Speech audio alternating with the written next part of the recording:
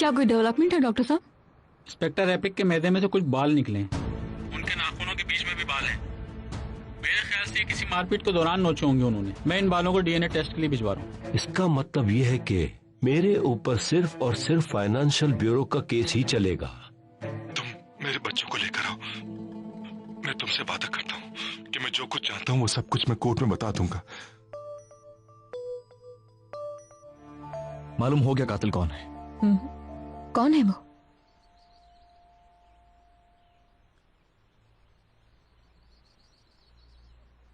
नुदरत साहिबा। इसका मतलब कल हियरिंग है। जी, ताहिर साहब को फाइनेंशियल ब्यूरो की तरफ से ट्रायल किया जाएगा। उनके हाथ में कुछ ज्यादा तो नहीं है, लेकिन फिर भी रिस्क है। अगर ताहिर साहब फंसे तो आपका नाम दे सकते हैं। उससे पहले आपको मुल्क छोड़ देना चाहिए। नहीं कर सकती मैं। हम इस वक्त एक नई ट्रांजैक्शन के बीच में हैं। अगर मैं अभी चली जाऊं तो फिर ताहिर मुझे सबके सामने ले आएगा। नो, मुझे वेट करना होगा।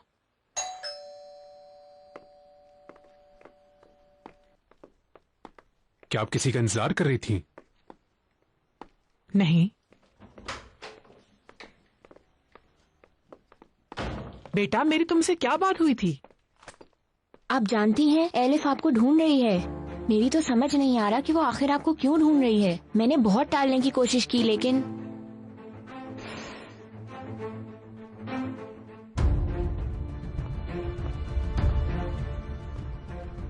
यानी मेरी आंटी एक एपिक की कातिल है और साथ ही बाबा के कत्ल में भी उनका हाथ है। यही कह रहे हो ना? ऐसा एपिक का सोचना था, लेकिन अब चीजों को देखते हुए लग रहा है शायद उसका शक सही था। वैसे भी कोई और मकसद हो नहीं सकता था। मकसद था उनसे जान छुड़वाना, और इसीलिए एपिक को मार दिया गया। अल्लाह पाक, मैं क्या करूंगी? कुछ समझ नहीं आ रहा मुझे। उमर, तुम क्या कहते हो? एलिफ, जो कुछ भी कहा जा रहा है ऐसा हो सकता है। एलिफ, शायद एपिक सही सोच रही थी। यानी मैं भी नहीं सोच सकती थी कि आंटी इतने एक्सटेंड तक जाएंगी। और एक राज था जो एपिक ने मुझे बहुत पहले ही बता दिया था, लेकिन मैंने उस पर यकीन नहीं किया।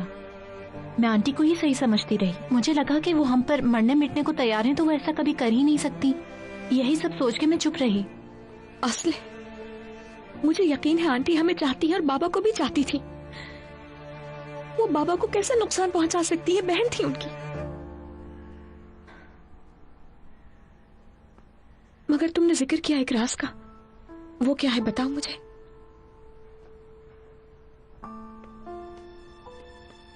वो ये कि आंटी ने हमें धोखा दिया एलिफ। कैसा धोखा? कि उनकी औलाद है और जो हमसे छुपाई हुई थी एलिफ। वो बच्ची इस्तांबुल में पैदा हुई और बाबा ने उसे हम सबसे छुपाकर यतीम खाने भिजवा दिया। तो क्या हम जानते हैं कि वो बच्चा कहाँ है इस वक्त? इस वक्त हमारे घर में है वो, फिलिस।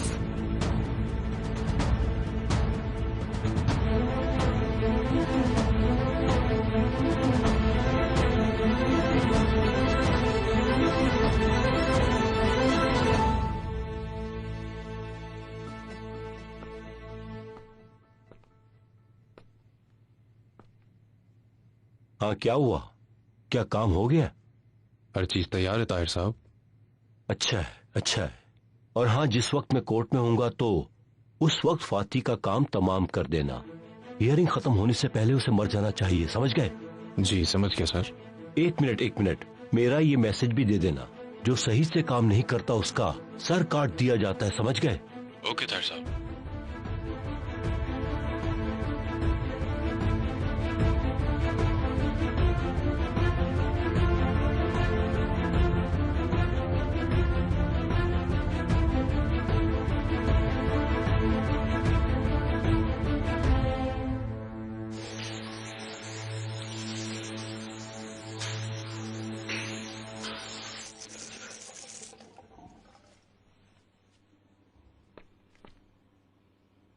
क्या हुआ, क्यों खड़े हो?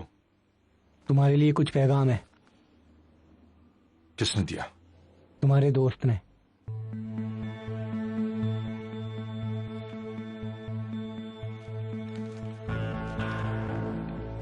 सलाम मेरे दोस्त, ये बताओ कैसे हो? मेरा हाल पूछोगे तो मैं बिल्कुल अकेला रह गया हूँ। अगर तुम मेरे पास होते तो बैठकर पुरानी यादें ताजा कर लेता और ये बताता कि तुमने कितनी गड़बड़ की है। किस्मत है कि हम जेल में एक दूसरे के साथी नहीं बन सके। खैर, मैं तो यहाँ बहुत कम दिनों का मेहमान हूँ। ज्यादा से ज्यादा 1 साल रुकूंगा और फिर उसके बाद साथ खैरियत के साथ यहाँ से निकल जाऊंगा। जानते हो कैसे? तुम्हारी वजह से। तुम अपना मुंह बिल्कुल नहीं खोलोगे क्योंकि मैं जानता हूं तुम इतने बेवकूफ नहीं हो। जानता हूं अपने करीबी लोगों को नुकसान नहीं पहुंचाना चाहोगे क्योंकि सब अच्छी तरह जानते हैं तुम्हारे इर्द गिर्द कितने चाहने वाले लोग हैं।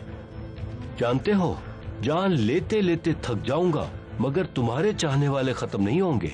अब मैं उमर से शुरू करूं या तुम्हारे छोटे बेटे से, ये फैसला बिल्कुल भी नहीं कर पा रहा हूं मैं। सोचना पड़ेगा मेरे दोस्त।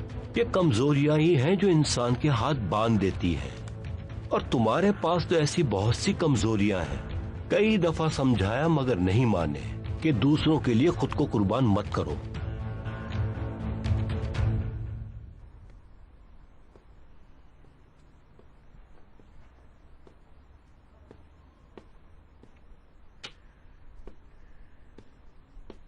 एलिफ, तुम ठीक हो? उमर, बहुत उदास हूं। यकीन नहीं आ रहा आंटी ने कत्ल किया है एपिक का। वो कैसे कर सकती है अपने भाई के साथ?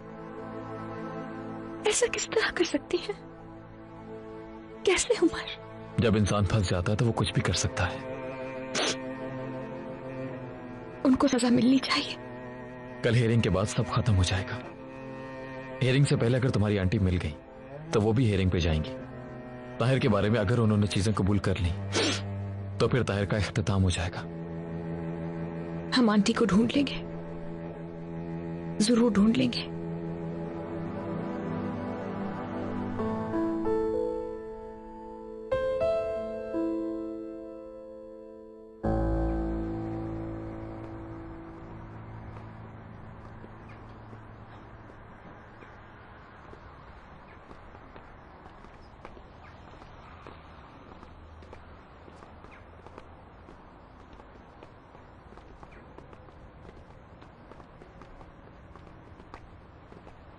छोटे, क्या तुम मुझे लेने आए हो? अपने गवाह की हिफाजत करना चाहता था क्योंकि मेरा मुकाबला ताहिर दमदार से है।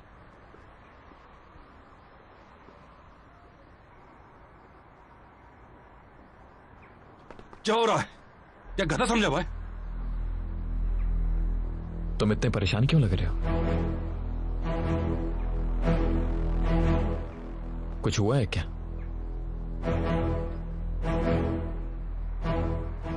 नहीं बेटा, आसान नहीं है इतने लोगों के बीच में जाना, क्योंकि मैंने कत्ल किया हुआ है। मैंने लोगों की जान ली है, खानदान के खानदान पर बात की है, इसीलिए वहां जाने से शर्म आती है।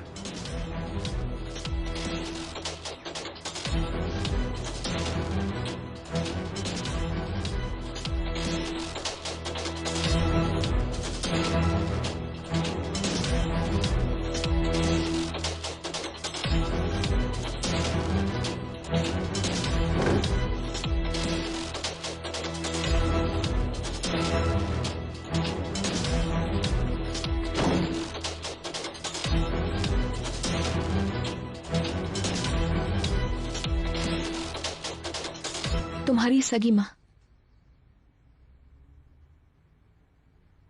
नुदरत आंटी ही है। मैं चाहूं तुझे बेइंतहा,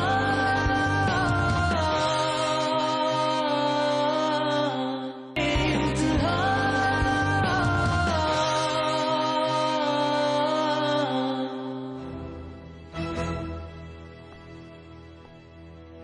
वो आदमी क्या शौहर है तुम्हारा? मैंने तो सिर्फ एक सिंपल सा सवाल पूछा था।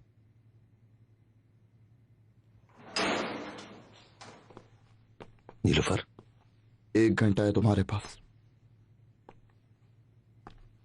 कैसे हो फाती? तुम्हारे बगैर हूं। सोच लो कि कैसा होगा। तुम्हारी याद ऐसी है कि मुझे मरने ही नहीं देती, जिंदा रखती है। लेकिन इस याद के साथ रहना बहुत मुश्किल है। इसीलिए आई हूँ, मुझसे भी देखे बगैर नहीं रहा जाता। यही हाल है मेरा भी। तुम लोगों का ही सोचता हूं। मैंने एक खत लिखा था तुम्हें, मैं पोस्ट करने वाला था, मगर तुम आ गई हो तो खुद ही पढ़ लेना इसे। इसको अभी पढ़ सकती हूँ? बिल्कुल।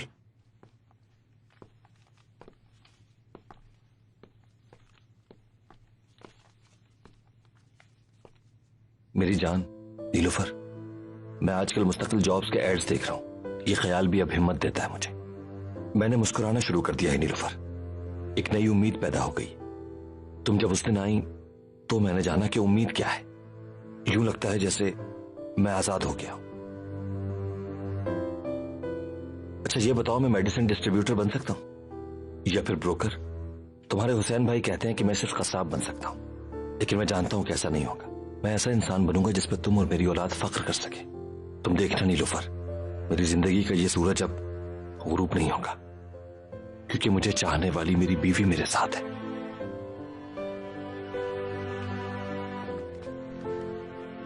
नीलूफर रो मत, हंसो, क्योंकि खुशियां तुम्हारे लायक है।